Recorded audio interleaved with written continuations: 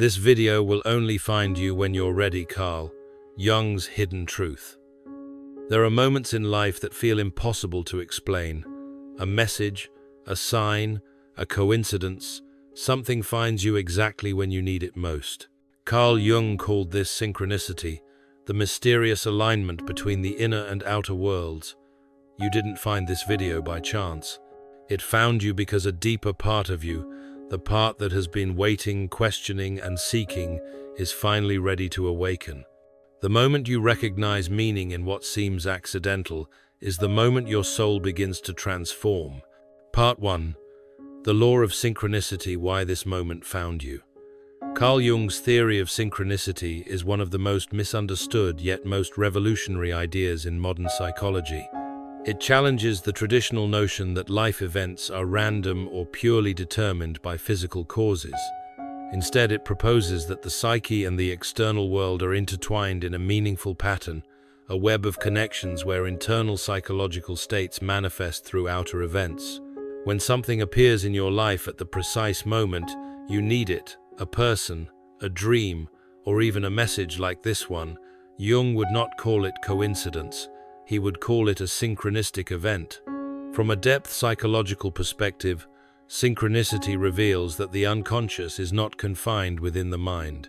It extends beyond the individual, connecting to what Jung termed the collective unconscious, a transpersonal field of symbols, myths, and archetypes shared by all humanity. When the conscious ego becomes attuned to the inner world, it begins to perceive meaningful patterns emerging in the outer world. These patterns are not caused by logic or intention, but are aligned by meaning. This is the essence of Jung's principle. Events are connected not by cause and effect, but by meaning and psychic resonance. The question then is not why this moment happens, but why it happens now. Why does a specific message, insight, or person appear when your psyche reaches a certain threshold of awareness or suffering? In Jungian terms, the appearance of meaning at a crucial psychological moment signals a compensation from the unconscious. The psyche seeks balance. When consciousness becomes too one-sided, the unconscious introduces counterbalancing material, often through dreams, symbols, or outer events that seem charged with personal significance. The phenomenon of this video found you when you most need it is a modern expression of this ancient dynamic. The individual might believe they randomly encountered a message on a screen, yet from a depth psychological view, it is the psyche arranging outer conditions to mirror inner necessity. Jung himself once said, "The meeting of two personalities is like the contact of two chemical substances. If there is any reaction, both are transformed." The same applies to synchronistic encounters. The reaction is not physical, it is psychic transformation. Synchronicity operates most powerfully when the ego has exhausted rational explanations. When one feels disoriented, hopeless, or emotionally fractured, the conscious mind loosens its grip and the unconscious begins to participate in shaping perception. Jung noticed that synchronistic experiences often coincide with states of psychological tension, grief, illness, despair, or profound questioning. The unconscious under pressure seeks to communicate through symbols or coincidences that draw the ego's attention to what must be integrated or healed. To understand this fully, we must see that for Jung, the psyche is self-regulating. It strives for wholeness, a state he called individuation, through the constant dialogue between the conscious and unconscious. When the ego resists growth or denies inner truth, the unconscious introduces events that force confrontation. These may appear as crises or fated moments, but they are the psyche's way of restoring equilibrium. A synchronistic event is not an accident. It is a psychological message disguised as an external happening. The ancient mind understood this intuitively. In mythology, gods sent omens, dreams, or signs when mortals lost their way. Jung interpreted these stories as symbolic projections of inner processes. What ancient cultures experienced as divine communication, modern people experience as meaningful coincidences. Both are expressions of the same archetypal principle, the union of psyche and cosmos. Consider, for example, how a person struggling with loneliness may randomly encounter a film, a quote, or a stranger whose words mirror their hidden emotions. The intellect might dismiss it as random, but the soul recognizes it as relevant. In that recognition lies the synchronistic moment. Jung observed that the psyche speaks the language of symbols, not logic. When we experience synchronicity, it means the outer world has momentarily adopted the syntax of the soul. From the analytical perspective, such events act as catalysts for consciousness. They awaken awareness to what has been repressed, neglected, or denied. They pierce the illusion of separateness between the individual and the totality of existence. Jung emphasized that meaning is not given by the event itself, but by the subjective realization it triggers. The value of a synchronistic experience lies not in proving that it is real or supernatural, but in recognizing that it expresses a deeper layer of psychological truth. Synchronicity then serves as a mirror, reflecting the state of the psyche. It reveals what is ready to be seen. When one encounters a message that seems perfectly timed, the true phenomenon is not the message itself, but the psychological readiness of the person receiving it. Jung wrote that the psyche prepares for transformation long before the ego becomes aware of it.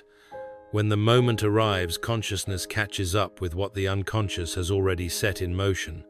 That convergence between inner readiness and outer manifestation is what he called a meaningful coincidence.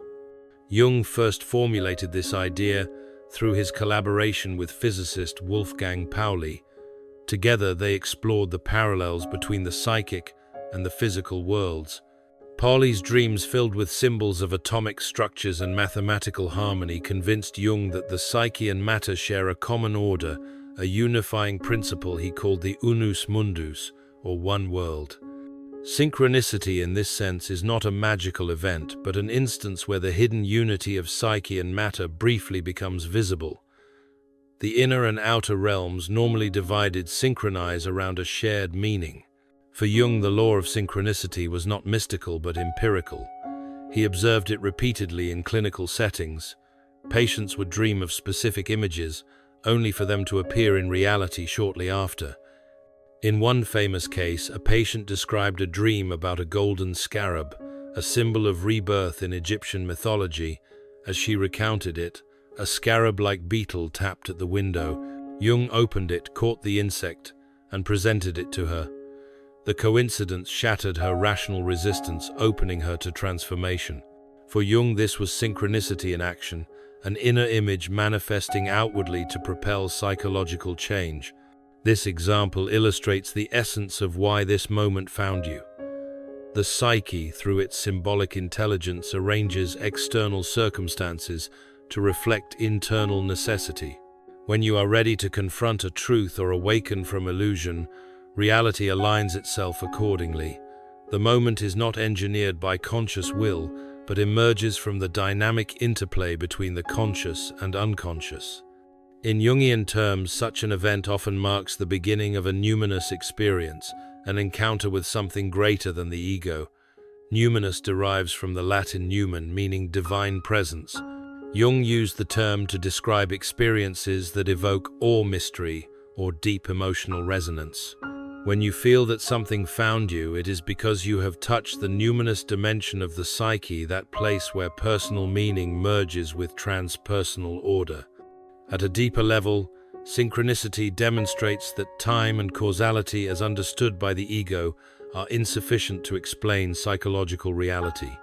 The unconscious operates outside linear time. It functions according to symbolic logic. Events that appear separated by time or space can be connected through shared meaning within the psyche. In moments of synchronicity, the barrier between inner and outer dissolves, revealing the underlying unity of existence. Jung saw this as evidence that the psyche is not isolated in the skull but participates in the fabric of reality itself. The ego, however, resists this truth. It prefers control, predictability, and causality. That is why synchronistic events often occur when the ego is weakened, during emotional crisis, loss, or introspection. The collapse of certainty creates space for the unconscious to reveal its order. Thus, when life feels chaotic, the very disorder may be the precondition for deeper alignment. What appears as chance is often the psyche's strategy to bypass rational defenses. From a therapeutic standpoint, recognizing synchronicity is crucial because it reconnects the individual with meaning. Modern existence, dominated by technology and rationalism, often strips life of symbolic significance. People feel adrift, disconnected from purpose. Jung believed this spiritual emptiness was the root of much neurosis. Synchronistic events restore the dimension of meaning. They remind the individual that life is not a random sequence of accidents, but a dialogue between consciousness and the cosmos. In Jung's analytical framework, synchronicity functions as a psychological compensation to one-sided rationalism. The more a person insists on pure logic, the more the unconscious compensates with irrational yet meaningful experiences. The psyche insists on balance. Thus, when you find yourself drawn to something inexplicably, a phrase, a symbol, a message, it may be the unconscious reasserting its presence. To dismiss it as mere coincidence is to silence a vital communication from the deeper self. The ego's task is not to explain these events away, but to interpret their symbolic content. Jung emphasized that one must not literalize synchronicity. It does not predict the future or offer guarantees. Instead, it invites reflection. What does this mean to me at this moment? What aspect of myself seeks recognition through this event? The outer coincidence is only the vehicle. The message lies within. In analysis, Jung often observed that when patients began engaging sincerely with their unconscious through dreams, active imagination, or creative expression, synchronistic events multiplied. It was as if the external world began to respond to the inner exploration. The psyche, once acknowledged, reveals its interconnectedness with the totality of life. Jung described this as a movement toward individuation, the realization that one's personal journey is part of a larger cosmic process. Therefore, when a person says, "I found this video exactly when I needed it," the Jungian interpretation would be the reverse. The psyche brought the video to the person. The distinction is subtle but profound. It shifts perception from passive recipient to active participant in a field of meaning. The world is no longer a backdrop but a mirror reflecting the state of the soul. Jung's theory also implies a radical ethical responsibility. If the psyche participates in shaping reality, then one's inner work affects not only personal life but the collective. Neglecting the unconscious leads to projection, the tendency to see one's own shadow in others, which perpetuates conflict. Attending to the unconscious, by contrast, aligns the individual with the larger order of meaning. Synchronistic experiences often mark the beginning of this alignment. They function as signals that the ego and the self are entering dialogue. To grasp the full depth of synchronicity, one must move beyond the intellect. It is not a theory to be proven, but an experience to be lived. Jung noted that those who encounter synchronistic events often feel an accompanying emotional charge, a sense of awe or recognition that transcends rational comprehension. This affective quality is the signature of the numinous. It signals that the unconscious content has penetrated awareness. In that instant, the boundary between self and world thins and life becomes transparent to meaning. The philosopher Martin Buber described something similar in his concept of the I-thou relationship, moments when one encounters the world not as an object, but as a living presence, thou. In synchronicity, the world addresses us personally. Reality ceases to be inert. It becomes participatory. This aligns with Jung's conviction that the psyche and matter are two aspects of one reality. When we experience synchronicity, we are for a moment aware of that unity. Depth psychology thus reframes coincidence as communication. It asks not, "Why did this happen?" but "What is this trying to show me?" The event becomes meaningful when integrated into the ongoing narrative of the psyche. If ignored, the message may recur in different forms, new coincidences, dreams, or crises, until consciousness responds. The unconscious is patient but insistent. It will keep presenting its symbols until they are understood. In practical terms, recognizing synchronicity requires cultivating symbolic awareness. Jung encouraged his students and patients to record meaningful coincidences not as curiosities, but as psychological data. Over time, patterns emerge, revealing the dialogue between inner and outer life. This practice deepens one's relationship with the unconscious and reinforces the sense that existence is meaningful. Yet, Jung warned against inflation, the danger of believing oneself to be specially chosen or guided in a literal sense. Synchronicity points to meaning, not to personal importance. The ego must remain humble before the mystery it encounters. When the ego appropriates synchronicity for self-aggrandizement, the dialogue collapses into illusion. True understanding requires reverence, an attitude of curiosity and openness rather than control. Seen from this angle, synchronicity is not merely psychological but ontological. It reveals something about the structure of reality itself, that consciousness and matter are complementary expressions of one underlying order. In modern terms, we might say the psyche is entangled with the cosmos. When meaning emerges simultaneously in inner and outer worlds, it is a glimpse of that entanglement. Jung's collaboration with Pauli hinted that the laws of physics and the laws of psyche may ultimately converge in a unified theory of meaning. For the student of analytical psychology, the practical implication is this: pay attention to timing. Jung called this kairos, the opportune moment when inner readiness meets outer circumstance. When something arrives precisely when it must, it carries archetypal significance. The unconscious, through its timeless intelligence, orchestrates events to facilitate growth. The rational mind may never grasp how, but the psyche recognizes the rightness of the moment. The awareness of synchronicity transforms the way one relates to life. Instead of viewing reality as mechanical, one perceives it as dialogical, a conversation between self and world. Each event becomes potentially meaningful, each encounter a mirror of the psyche's current state. This perspective fosters psychological maturity, as it demands introspection and responsibility. Rather than blaming fate or seeking external validation, one asks, what is my unconscious trying to reveal through this? In this sense, synchronicity bridges psychology and spirituality without reducing one to the other. It preserves the scientific integrity of psychology while acknowledging the sacred dimension of experience.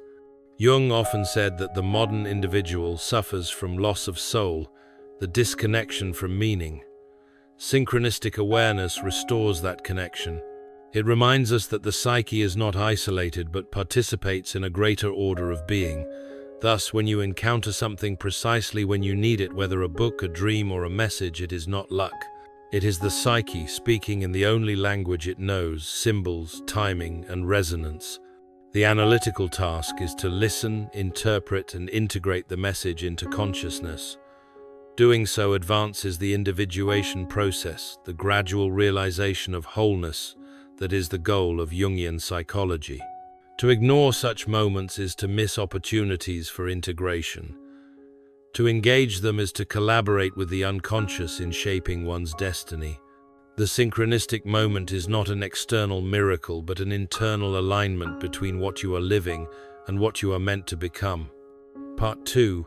The dark night of the soul, when life forces you to awaken. In Jungian psychology, every genuine transformation of the psyche begins with a descent, a withdrawal of light, a collapse of old certainties, and a confrontation with unknown within. Jung called this process the night sea journey, an archetypal experience symbolized in myths of heroes who descend into darkness to reclaim the lost treasure of the soul. The Christian mystics later called it the dark night of the soul, and Jung saw it as the natural consequence of psychological development when consciousness becomes separated from its deeper roots. It is not a punishment, it is a process of rebalancing. The modern person raised to identify the self with the ego, with control, rationality, and achievement experiences the loss of meaning as a catastrophe. When the ego's structures collapse, the individual often feels as though life has turned against them. In truth, it is not life that turns hostile, but the psyche that demands integration. The dark night represents the moment when the self, the totality of the psyche, intervenes to dismantle illusions that no longer serve growth. Jung insisted that this descent is not pathological but teleological. It has a purpose. The soul descends into darkness to awaken from its identification with the false light of the ego. This phase can manifest as depression, existential despair, disorientation, or an overwhelming sense of emptiness. Jung observed that many of his patients came to analysis not because they were sick in the conventional sense, but because they had lost their connection to meaning. The outer world remained intact: careers, relationships, possessions, yet the inner world had gone silent. This silence, though terrifying, was the necessary precondition for psychological rebirth. In depth psychology, the dark night corresponds to a breakdown in the ego self-axis. The ego, which normally mediates between consciousness and the unconscious, loses its stability. It is forced to confront the autonomy of the unconscious, which reveals itself through dreams, symptoms, or crises that the ego cannot control. This confrontation shatters the illusion of mastery and exposes the individual to the reality that life is not governed solely by willpower. The psyche has its own laws. Jung emphasized that we do not solve our problems, we outgrow them. The dark night is the stage where outgrowing begins through suffering, humility, and the rediscovery of the inner world. The imagery of darkness is psychologically precise. Darkness represents the unconscious, that vast domain of the psyche that contains everything rejected, forgotten, or undeveloped. When the light of consciousness becomes too narrow, when the ego identifies exclusively with social roles, intellect, or material success, the unconscious compensates by producing experiences of negation, failure, loss, illness, or isolation. These are not random misfortunes, they are symbolic correctives. They force attention inward. In Jung's words, there is no coming to consciousness without pain. The individual often experiences this stage as abandonment by God or fate. Jung interpreted this as the withdrawal of projection. The divine figures that once embodied protection and meaning are reclaimed by the psyche. The gods have not vanished, they have returned to their source, the soul. What feels like the absence of God is psychologically the emergence of the self from the depths. The old images of divinity collapse so that a more direct personal relationship with the transpersonal can emerge. At the level of myth, this descent appears in countless forms: Christ in the tomb, Osiris dismembered, Inanna descending to the underworld, Orpheus losing Eurydice, Buddha confronting Mara. Jung regarded these myths as archetypal blueprints of transformation. They describe not external events but inner experiences of death and renewal. When one enters the dark night, one is living out the same pattern that myth has always symbolized: the death of the old self and the birth of a more integrated consciousness. The psychological function of this descent is differentiation. The ego must separate itself from collective norms and inherited values to discover its individuality. Yet to do so, it must first lose the sense of certainty provided by those structures. This loss feels like chaos. The individual is stripped of identity, meaning, and orientation. But beneath the disintegration lies a deeper intelligence, the organizing principle of the self. Jung observed that the unconscious often dismantles the old order, only to prepare the ground for a new synthesis. From the clinical perspective, the symptoms of the dark night are paradoxical. The person may appear depressed, anxious, or withdrawn, yet beneath the surface there is movement. Dreams become vivid and charged with symbolic content. Synchronicities multiply. The psyche is reorganizing itself. Jung cautioned that therapists must not interfere too quickly with this process. Attempts to cheer up or restore normal functioning can arrest transformation. The goal is not to return to the old equilibrium, but to allow the new structure of meaning to emerge organically.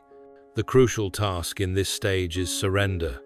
The ego must relinquish its illusion of control and accept the autonomy of the unconscious. Jung compared this to alchemy, where the prima materia, the raw chaotic substance, must be subjected to the fire before it yields gold. The suffering of the dark night is the psychic fire that dissolves the rigid boundaries of the ego. Through this dissolution, the individual becomes receptive to deeper wisdom. Psychologically, surrender does not mean passivity. It means aligning with the process of transformation rather than resisting it. Resistance amplifies suffering because it perpetuates the ego's illusion of separateness. Jung described this as a battle between the ego's will and the will of the self. The more the ego clings to its old values, the more violently the unconscious compensates. Only when the ego acknowledges its limitation can the dialogue between consciousness and the unconscious resume. The symbols that arise during this period often carry themes of death, burial, water, or descent. These images express the dissolution of the conscious standpoint. Water, for example, represents the unconscious itself, the oceanic depth of the psyche. Dreams of drowning floods or storms signify the inundation of consciousness by unconscious material. While frightening, these images are necessary. They cleanse and renew. To navigate them, one must cultivate what Jung called the symbolic attitude, the capacity to perceive images and events, not literally, but as expressions of inner processes. In practical terms, this attitude transforms suffering into dialogue. Instead of asking, "Why is this happening to me?" one asks, "What is this trying to show me?" This shift marks the beginning of psychological maturity. The individual ceases to see pain as meaningless and recognizes it as the instrument of individuation. The dark night is not punishment, it is pedagogy. The psyche teaches through contradiction, forcing the ego to confront what it denies. For instance, a person who has built their identity around strength may be confronted with vulnerability. Someone devoted to helping others may be forced into solitude. These reversals are not arbitrary. They balance one-sidedness. The unconscious seeks wholeness, not comfort. The dark night dismantles false identifications so that the true self, the center and totality of the psyche, can emerge. Jung emphasized that the self is not an ideal, but a reality that transcends the ego. It is the organizing principle that holds the opposites of the psyche in tension. When the ego collapses, the self takes the lead. Yet this experience is often misinterpreted as annihilation because the ego equates itself with existence. To the ego, its own death feels like the end of everything, but from the standpoint of the self, it is initiation, the passage from fragmentation to unity. The alchemists called this stage the nigredo, the blackening. It was the first and most painful phase of the opus where matter decomposed before it could be purified. Psychologically, nigredo corresponds to despair and confusion. Jung saw it as the necessary darkness before illumination. Without it, transformation remains superficial. The ego must experience its own limits to become transparent to the greater reality of the psyche. An important feature of this process is solitude. The individual feels isolated because the old social and moral frameworks no longer provide meaning. This isolation is not pathological, it is protective. It allows the psyche to reconfigure itself without interference. Jung wrote that loneliness does not come from being alone, but from being unable to communicate what seems important to you. During the dark night, the individual's inner experience becomes incommunicable to those still living in conventional consciousness. This is the price of transformation. However, solitude also exposes the individual to the voices of the unconscious, the dreams, fantasies, and intuitions that now emerge with unprecedented intensity. To engage these voices, Jung developed the method of active imagination, a disciplined dialogue with unconscious images. By entering into relationship with the figures that appear, whether they manifest as memories, archetypes, or inner guides, the individual bridges the gap between consciousness and the unconscious. Active imagination transforms passive suffering into creative participation in one's own rebirth. This process can be terrifying because it dissolves boundaries. The individual may encounter the shadow, the repressed aspects of the personality, or the anima animus, the inner contrasexual image that mediates between ego and self. These encounters often provoke intense emotion, fear, shame, desire, awe. Jung stressed that integration requires endurance. One must neither identify with these contents nor repress them, but hold the tension between opposites until a new synthesis emerges. From the standpoint of depth psychology, the dark night is the laboratory of individuation. It strips the psyche to its essence, exposing the raw material of transformation. Every value, belief, and attachment is tested. Those that cannot withstand scrutiny disintegrate. Those that resonate with the self endure. The process is ruthless, but necessary. As Jung noted, one does not become enlightened by imagining figures of light, but by making the darkness conscious. In this context, awakening is not a sudden revelation, but the gradual capacity to bear paradox. The individual learns that light and darkness, joy and suffering are not enemies but complements. The mature consciousness integrates both. This integration restores balance and depth. Before the dark night, one lives in duality, chasing pleasure, avoiding pain. Afterward, one perceives life as a continuum of transformation. One of Jung's most profound insights was that suffering itself is meaningful when placed within the symbolic order. Pain becomes bearable when it is understood as part of a larger process. The analytic task is to interpret suffering, not eliminate it prematurely. The moment suffering acquires meaning, it ceases to be purely destructive. It becomes creative. The dark night in this sense is the crucible where suffering is transformed into consciousness. Empirically, Jung observed that those who endure this stage often develop greater compassion and authenticity. Having faced their own darkness, they no longer project it onto others. They become more tolerant of ambiguity, less dependent on external validation, and more attuned to the symbolic dimension of life. The descent into the underworld equips them with psychological depth, the ability to see beneath appearances. It is crucial to note that the dark night cannot be engineered. It comes unbidden when the conditions of the psyche demand it. Attempts to bypass or accelerate it through spiritual shortcuts or premature positivity only postpone transformation. The process must complete itself. The ego's role is to endure, to observe, and to maintain dialogue with the unconscious. In this sense, courage in depth psychology is not heroic conquest, but patient surrender. Jung often compared this phase to the natural cycles of decay and renewal. Just as the seed must rot in the earth before it sprouts, consciousness must die to its old form before new life can emerge. The rhythm of the psyche mirrors that of nature. Rebirth follows death as inevitably as spring follows winter. The dark night is psychological winter, the season of stillness and gestation. To the untrained eye, nothing seems to happen, yet beneath the surface, new life is forming. Dream analysis during this period reveals the archetypal motifs of transformation. Dreams of descent caves, labyrinths, or black water indicate contact with the unconscious. Later symbols of light, birth, or flight begin to appear, signaling the emergence of new consciousness. Jung warned that the ego must not seize these images triumphantly but treat them with reverence.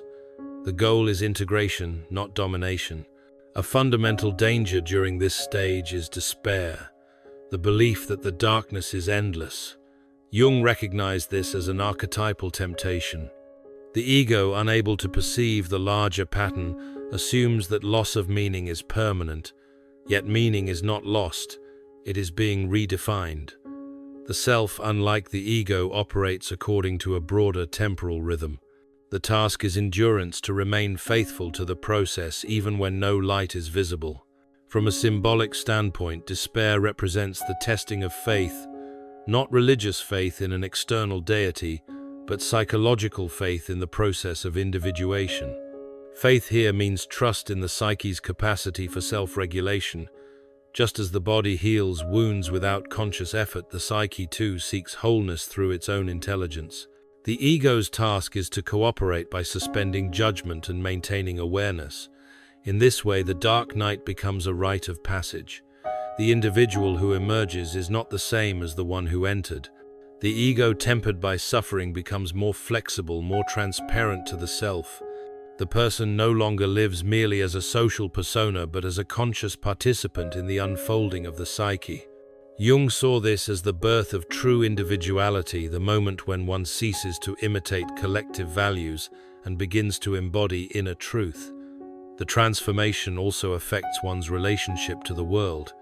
Having confronted the inner abyss, one recognizes the suffering of others as one's own. Compassion replaces judgment. The boundary between self and world becomes permeable not through confusion but through empathy.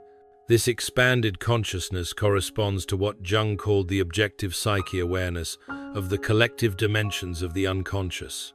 Ultimately, the dark night reveals that what we call suffering is the psyche's way of restoring balance. When life forces you to awaken, it does so not through comfort but through crisis. The collapse of the old order is the necessary precondition for the birth of the new.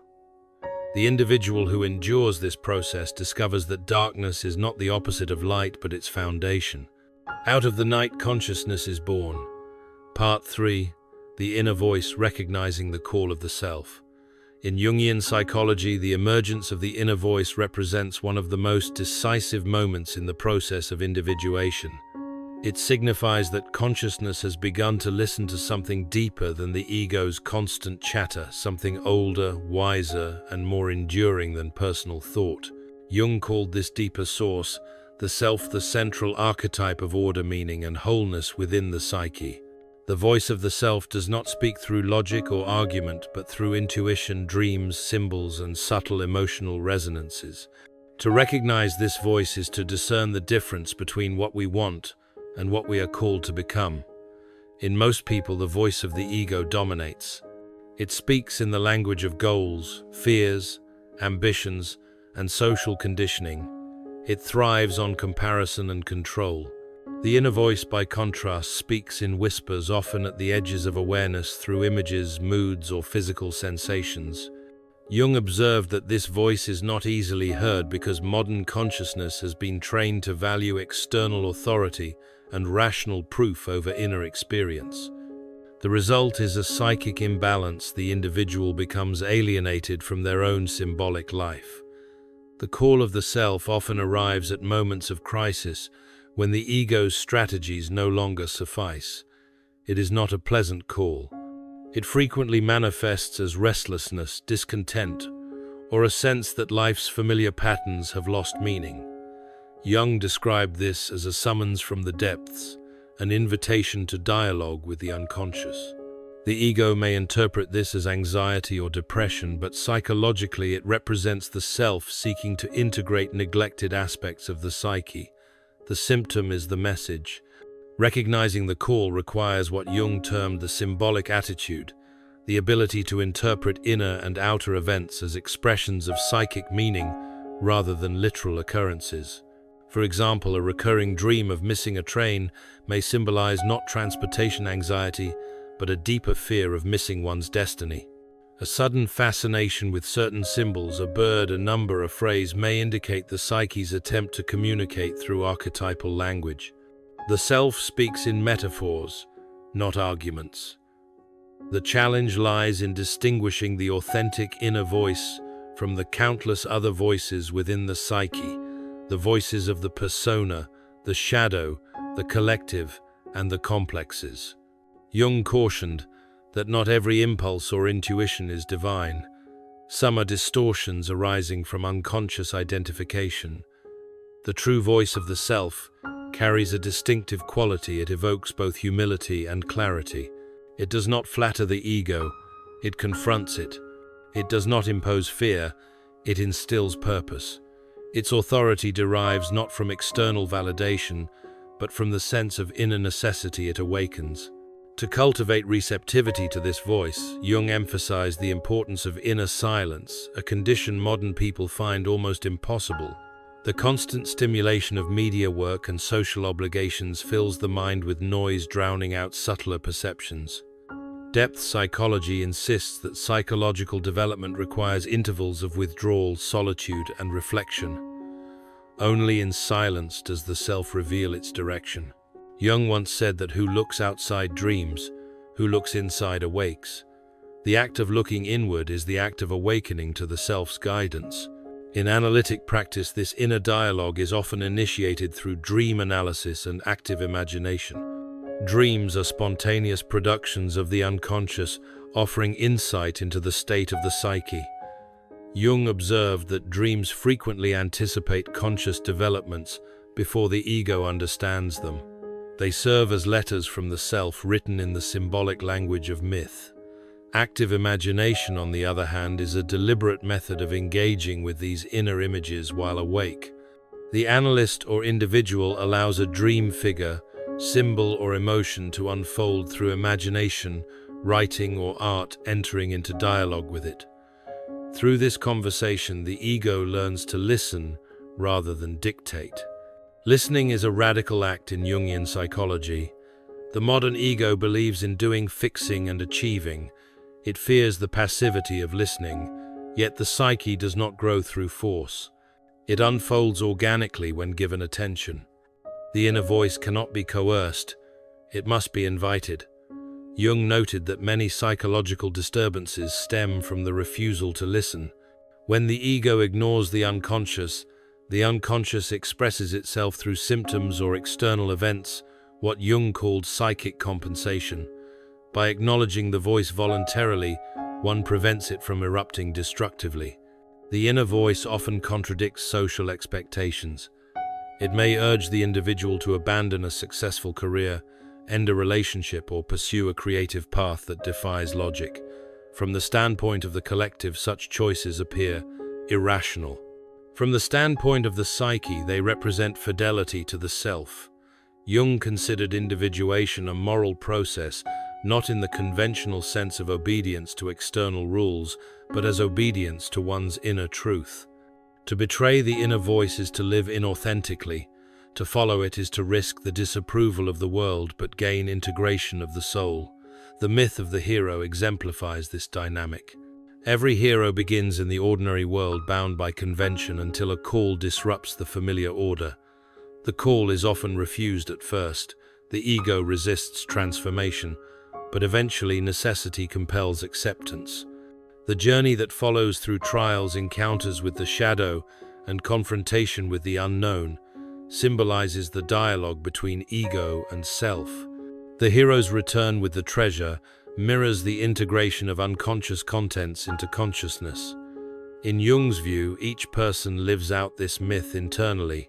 Recognizing the call of the self is the beginning of the hero's journey in psychological form. This process, however, is fraught with danger. The individual who hears the inner voice may become inflated, believing themselves chosen or superior. Jung called this ego inflation and warned that it is one of the greatest perils of spiritual awakening. The self possesses immense numinous energy, and when the ego identifies with it, madness can result. The proper relationship is not identification, but dialogue. The ego must remain distinct, serving as the conscious vessel through which the self expresses its intentions. This balance requires continuous self-observation and humility. Humility in the Jungian sense is not self-deprecation, but the recognition of limits. It acknowledges that the ego is not the center of the universe. The self is the organizing principle of the psyche, and the ego is its instrument. When the ego accepts this orientation, inner harmony arises. When it resists, conflict ensues. Jung compared this relationship to the orbit of planets around the sun. The ego must revolve around the self, not vice versa. The moment the ego tries to occupy the center, the psyche destabilizes. Recognizing the authentic inner voice thus involves discernment, the capacity to evaluate whether an impulse originates from ego desire, unconscious complex, or the self. Jung advised paying attention to feeling tones. The voice of the self carries a quiet certainty and a sense of meaning that endures, whereas ego-driven impulses fluctuate and depend on approval. The self's message may evoke fear but also peace. It leads toward wholeness, not fragmentation. Over time, the individual learns to recognize this quality as one recognizes the voice of a trusted friend. Another key to discernment is observing synchronistic patterns accompanying the inner voice. Jung noted that when an inner realization aligns with outer events, the synchronicity confirms the direction of the self. The psyche communicates through both inner imagery and outer coincidence, uniting the two worlds. This integration of inner and outer perception marks the expansion of consciousness characteristic of individuation. Yet listening to the self demands sacrifice. The ego must relinquish its attachment to certainty. Jung described individuation as a process of separating from the crowd, not out of arrogance, but out of necessity. The inner voice often leads away from conformity toward authenticity, which can be socially isolating.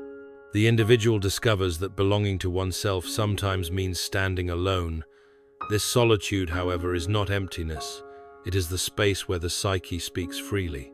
The development of this inner ear, the ability to hear the self, proceeds gradually. At first, the voice is faint and ambiguous. The ego doubts its validity, but repeated engagement strengthens the dialogue.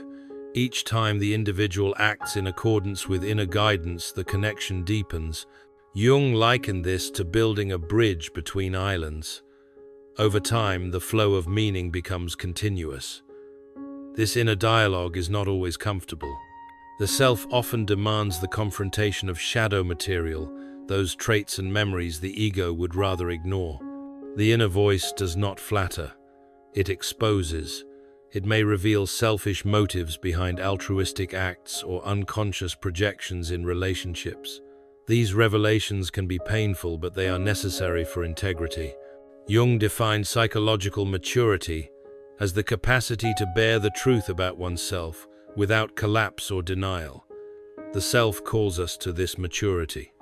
In practical terms, recognizing the inner voice involves cultivating symbolic literacy, the ability to interpret the language of the unconscious.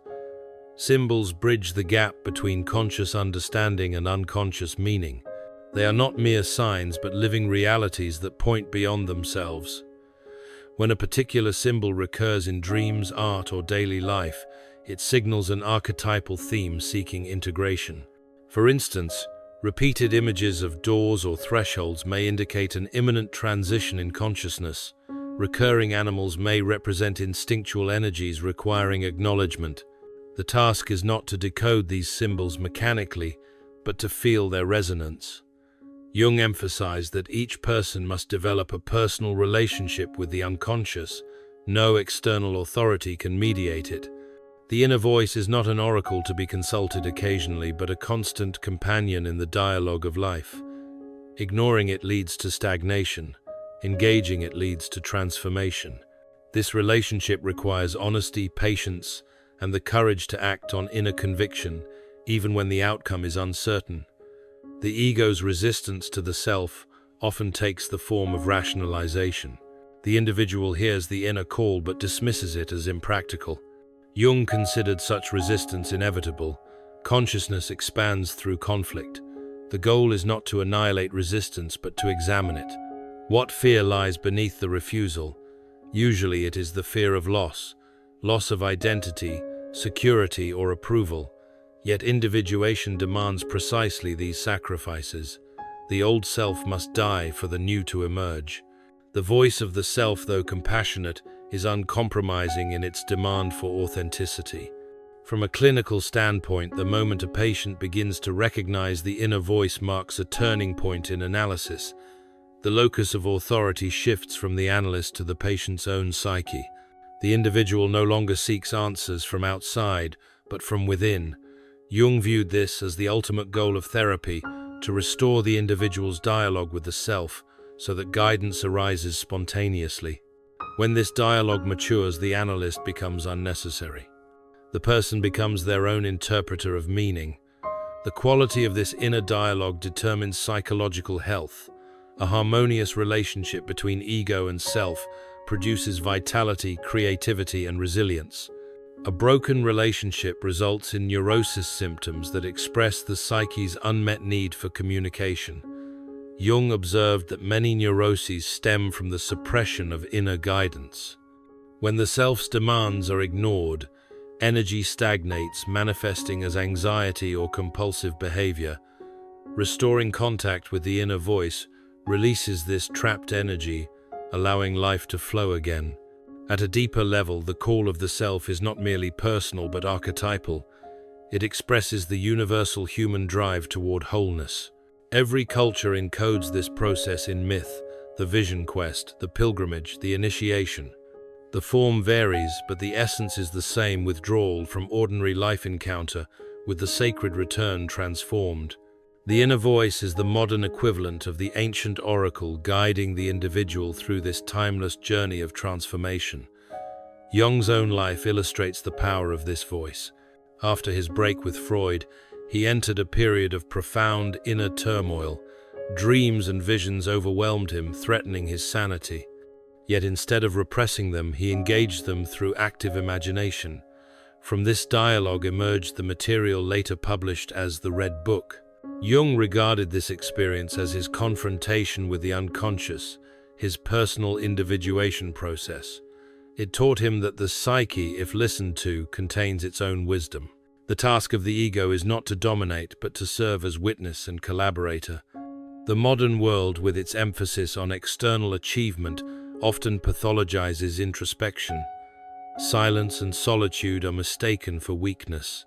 Yet from the Jungian perspective, the refusal to listen inwardly is the real sickness of our age. The proliferation of distraction masks a profound hunger for meaning. The inner voice, though buried, continues to call. It surfaces in art, religion, and even in the crises that disrupt ordinary life. When ignored too long, it forces recognition through suffering, the psyche's last resort to reclaim attention. Recognizing the call of the self, therefore, requires courage, not the courage of conquest, but the courage of vulnerability. One must be willing to hear uncomfortable truths, to question inherited beliefs, and to follow intuition into uncertainty. Jung wrote that the privilege of a lifetime is to become who you truly are. The inner voice is the guide toward that becoming. It does not promise comfort, it promises authenticity. The discipline of listening must be renewed daily. The ego easily reasserts control, substituting noise for meaning. Thus, rituals of reflection, journaling, meditation, dream work serve as anchors for the dialogue. They remind consciousness of its partnership with the unconscious. Over time, this practice cultivates an inner center of gravity independent of external circumstances. The individual becomes less reactive, more attuned, and more aligned with the rhythm of the psyche. An important sign that one is responding to the self is the emergence of integrity, the congruence between inner conviction and outer action. Words and deeds begin to align. This integrity is not moral perfection, but psychological coherence. The person feels right with themselves even amid uncertainty. Jung considered this alignment the hallmark of individuation. When the ego obeys the inner voice, life acquires a sense of inevitability, not as fate imposed from without, but as destiny unfolding from within. At times, the inner voice may fall silent. This silence is not abandonment, but incubation. The psyche moves in rhythms of revelation and concealment. Jung compared it to the waxing and waning of the moon. Periods of inner quiet allow assimilation of previous insights. The task during these intervals is patience, not panic. Forcing the process only drives the voice deeper into the unconscious. Trusting the rhythm maintains the dialogue's integrity. The recognition of the self's call transforms one's understanding of morality, purpose, and meaning. Morality becomes authenticity, purpose becomes participation, and meaning becomes relationship, the ongoing conversation between consciousness and the unconscious. The individual no longer seeks external validation but internal coherence. This shift marks the transition from living reactively to living symbolically, where every experience is interpreted as part of the psyche's unfolding story. Thus, Recognizing the inner voice is not an event, but a lifelong discipline, the art of listening to the self amid the noise of the world. It demands discernment, humility, and the willingness to act on inner truth despite fear. For Jung, this listening is the essence of psychological maturity.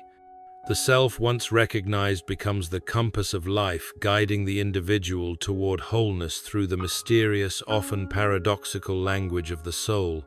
Part 4. The moment of transformation, when you're finally ready.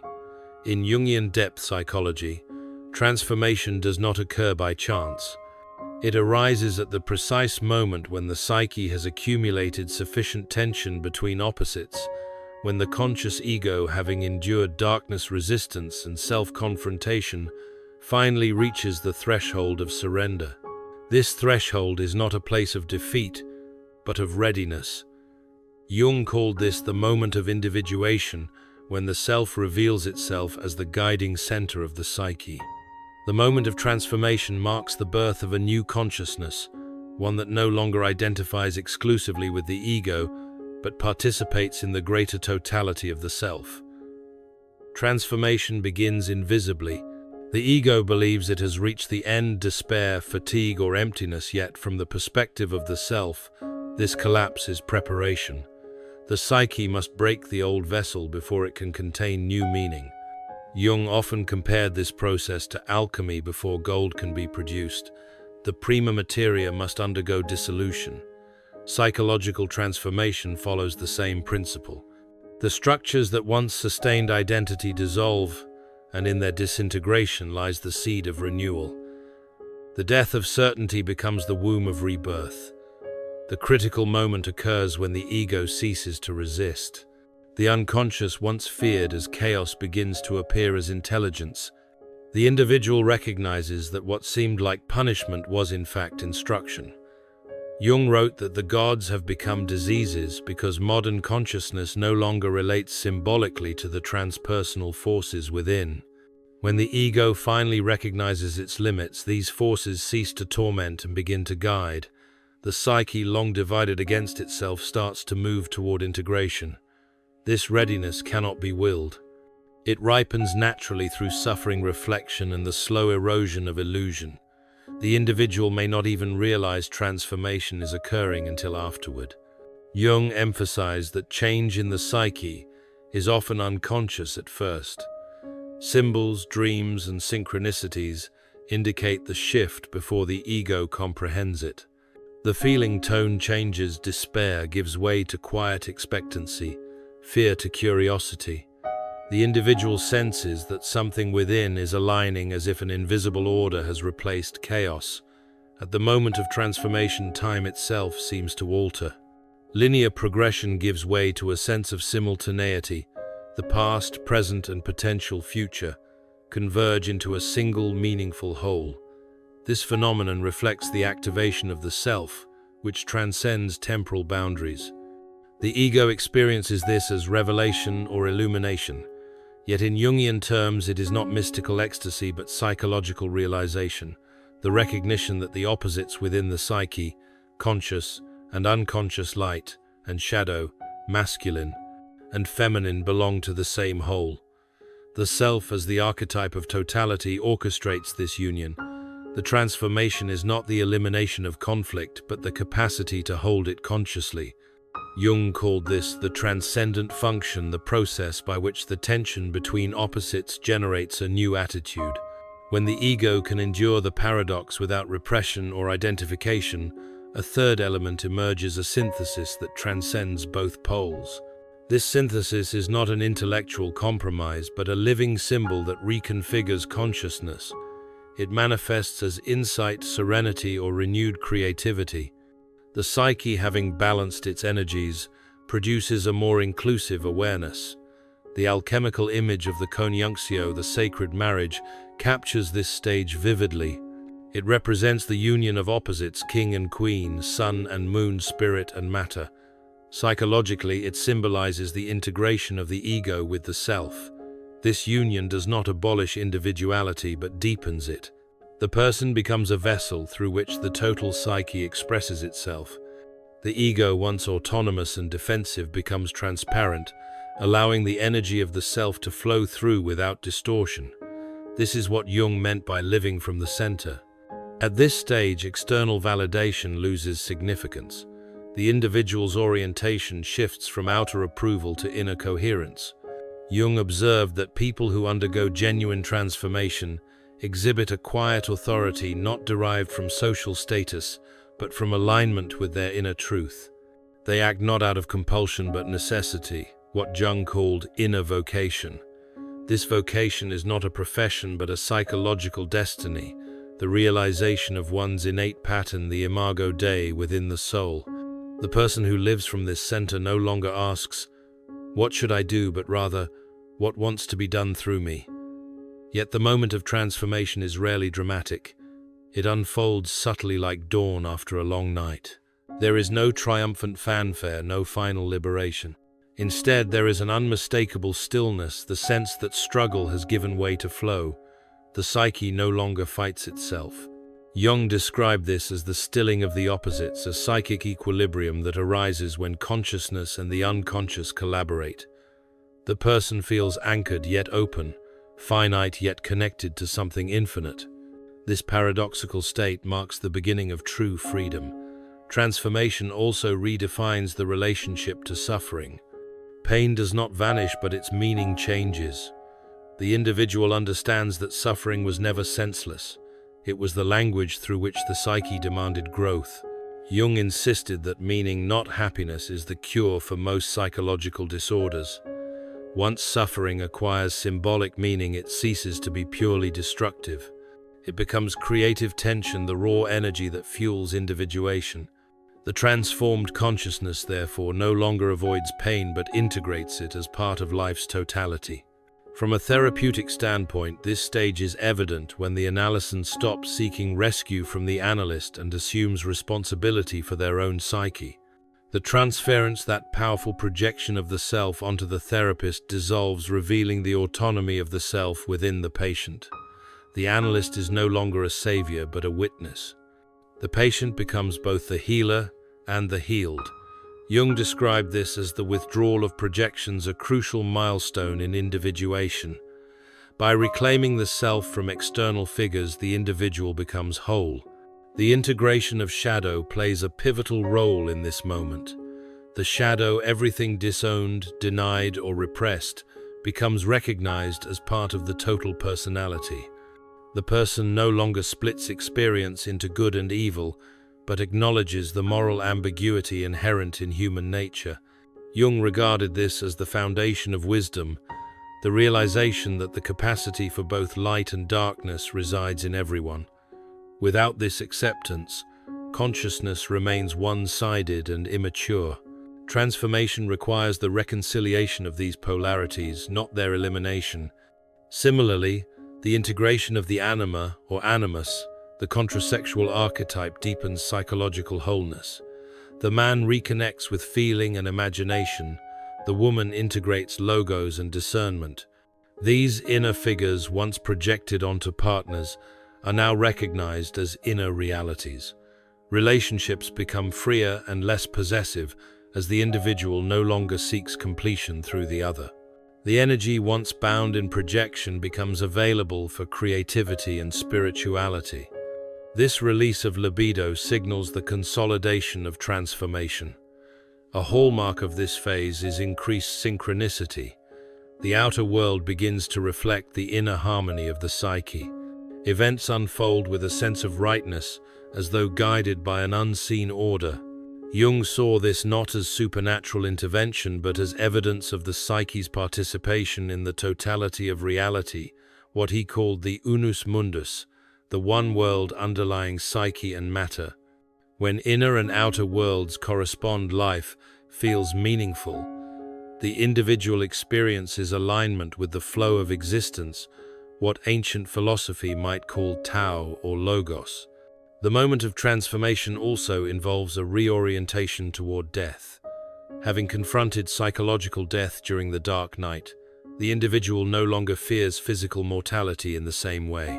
Death is seen as a transition, not annihilation. Jung, particularly in his later years, regarded death as the culmination of individuation, the final integration of consciousness with the self. Those who have lived from the center often approach death with serenity, sensing continuity beyond personal existence. The boundary between life and death becomes porous part of the greater rhythm of being. Creativity often blossoms after transformation. The energy previously consumed by conflict becomes available for expression. Jung viewed creativity not as talent, but as the spontaneous manifestation of psychic wholeness. The individual feels compelled to give form to inner experience through art, writing, teaching, or simple acts of living. Creativity thus becomes both a symptom and a tool of individuation, the means by which the self incarnates into the world. Each creative act is a symbol of union between the inner and outer psyche and matter. However, Jung warned that transformation does not confer perfection. It deepens complexity. The ego remains human, vulnerable, and fallible. The difference is that it now knows its place within the larger order. It participates in the play of opposites without identifying with them. This humility safeguards against inflation, the delusion that one has arrived. Individuation is not a destination, but an ongoing process. Transformation marks a new beginning, not an end. A profound ethical dimension emerges from this awareness. The transformed individual perceives that personal wholeness contributes to collective healing. By integrating the shadow, one reduces projection into the social world. Hatred, judgment, and fear diminish because the individual recognizes in others the same darkness once faced within. This insight generates compassion, not sentimental empathy, but an understanding grounded in shared humanity. Jung believed that the renewal of society begins with the renewal of the individual psyche. Each transformed person becomes a vessel through which consciousness evolves.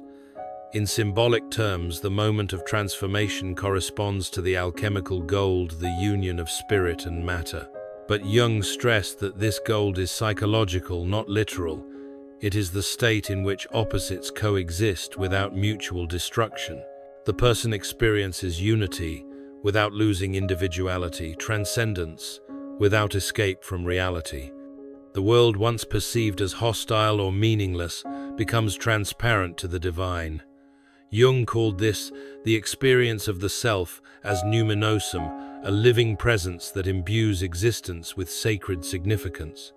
From the phenomenological standpoint, this experience often arises spontaneously in nature, art, or quiet contemplation. The boundaries between self and world blur, and one perceives the interdependence of all things. Jung described it as participation mystique, a term borrowed from anthropology, referring to the archaic sense of unity between the individual and the cosmos. Unlike primitive fusion, however, this new participation is conscious. The individual retains self-awareness while recognizing connection. It is the return to Eden, but with knowledge intact. This transformed consciousness manifests outwardly as simplicity. Extravagant pursuits fall away. Priorities realign. The person becomes content with less, yet experiences more. Relationships deepen not through dependency, but through authenticity. Work becomes vocation, an expression of inner purpose rather than mere obligation. Jung observed that such individuals radiate calm. Their presence exerts a healing influence, not through doctrine but through being. They embody what they have learned, demonstrating that the psyche's deepest truths are lived, not taught. At this juncture, dreams often shift in tone.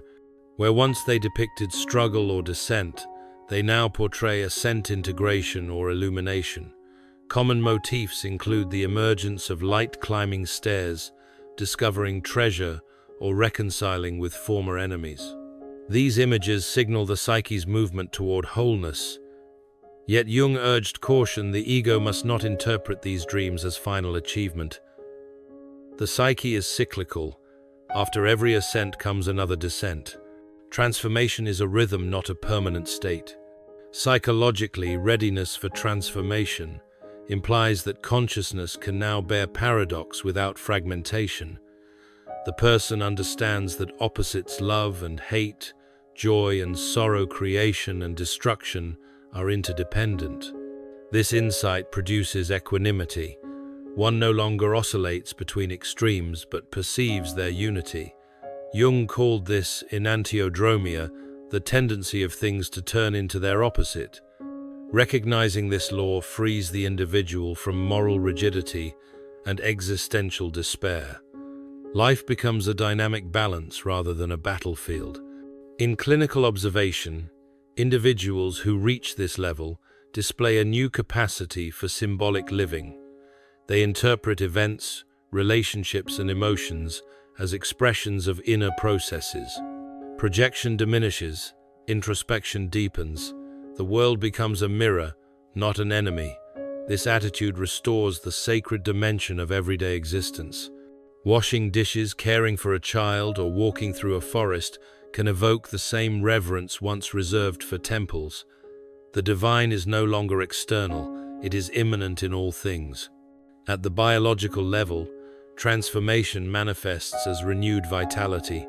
Energy once consumed by repression flows freely. Jung hypothesized that this release of psychic energy might even have physiological correlates affecting health and longevity. While modern science cannot fully measure it, the experiential reality is unmistakable. The individual feels alive in a new way. This vitality arises not from youth, but from integration, the alignment of conscious and unconscious energies toward a common purpose. The moment of transformation also redefines freedom. For the untransformed ego, freedom means doing whatever one desires. For the individuated consciousness, freedom means alignment with necessity, the acceptance of one's inner law. Jung called this the paradox of freedom. Through obedience, the realization that true autonomy arises from serving the self. The ego, when harmonized with the self, no longer struggles against destiny but participates in it consciously. This cooperation produces peace even amid external constraints. In spiritual terms, this state resembles what mystics describe as union with God, yet Jung insisted on its psychological nature. The experience of the self is immanent, not transcendent. It does not require belief in external divinity, but acknowledgement of the divine principle within. The self as archetype of order functions as both center and circumference, the pattern through which life expresses its totality. To live from this center is to live symbolically aware that every moment reflects the dance between finite and infinite. Transformation also brings awareness of responsibility. Having glimpsed the unity of psyche and world, the individual recognizes that every action, thought, and attitude participates in the collective psyche. This awareness compels ethical consciousness. Jung believed that moral renewal must begin at the individual level. Mass movements without inner transformation lead to tyranny. The person who has undergone genuine individuation becomes a stabilizing force in society, precisely because they no longer project their shadow onto others. The culmination of transformation is authenticity, the correspondence between inner truth and outer life.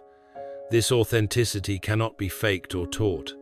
It emerges organically when one lives in accord with the self. The individual becomes transparent to their own essence. Jung saw this as the realization of the divine image within the unfolding of the imago Dei, latent in every human being. To be fully oneself is paradoxically to embody something universal. Transformation, therefore, is not about becoming extraordinary, but about becoming real. It is the shift from performing life to participating in it. The person ceases to seek meaning as an object and recognizes that life itself is meaning in motion. The ego, once consumed by striving, relaxes into being.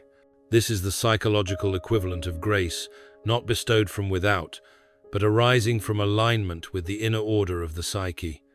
When one is finally ready, transformation happens not by force but by inevitability.